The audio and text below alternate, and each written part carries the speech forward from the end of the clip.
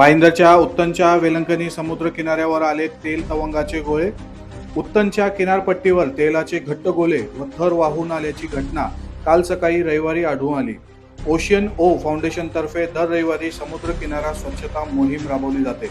मात्र याच मोहिमेदरम्यान त्यांना तेलाचे तवंग व थर समुद्र किनारी वाहून आल्याचे दिसून आले. तेलाचे तवंग व थर समुद्रात कोणी सोडले की जहाजातून वाहून आले याबाबत अद्याप कोणतीच माहिती मिळालेली नाही. समुद्रातून हे तेल वाहून आल्याने समुद्रातील अनेक जीवांना याचा धोका निर्माण झाला आहे. समुद्रातून वाहून आलेल्या तेलामुळे सागरी किनाऱ्यावरील प्रवाळांसारखे हालचाल न करू शकणाऱ्या समुद्र जीवांचा मृत्यू होऊ शकतो.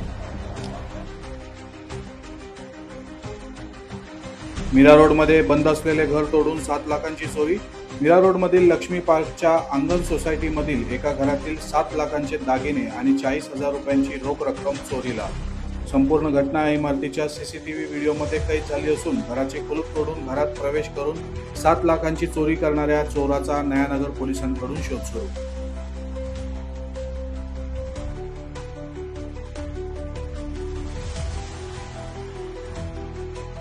ठाण्यामध्ये परिवहन मंत्री प्रताप सरनाईक यांनी रविवारी तब्बल 4 किलोमीटर रिक्षा चालवण्याचा आनंद घेतला. प्रताप सरनाईक यांचे कार्यकर्ते राहुल सालुंके यांनी नवीन रिक्षा घेतली होती आणि ती रिक्षा दाखवण्यासाठी सरनाईक यांच्या जनसंपर्क कार्यालयात आणली होती. रिक्षाचा क्रमांक पाहून सरनाईक अवाक झाले, कारण सरनाईक यांच्या वाहनांची नंबर प्लेट आणि त्या रिक्षा चालकाची नंबर प्लेट सारखी असल्याने ही रिक्षा चालवण्याचा मोह सरनाईकांना आवरला नाही. आपल्या कार्यालयापासून 4 किलोमीटर पर्यंत मंत्री प्रताप सरनाईक यांनी चालवली रिक्षा.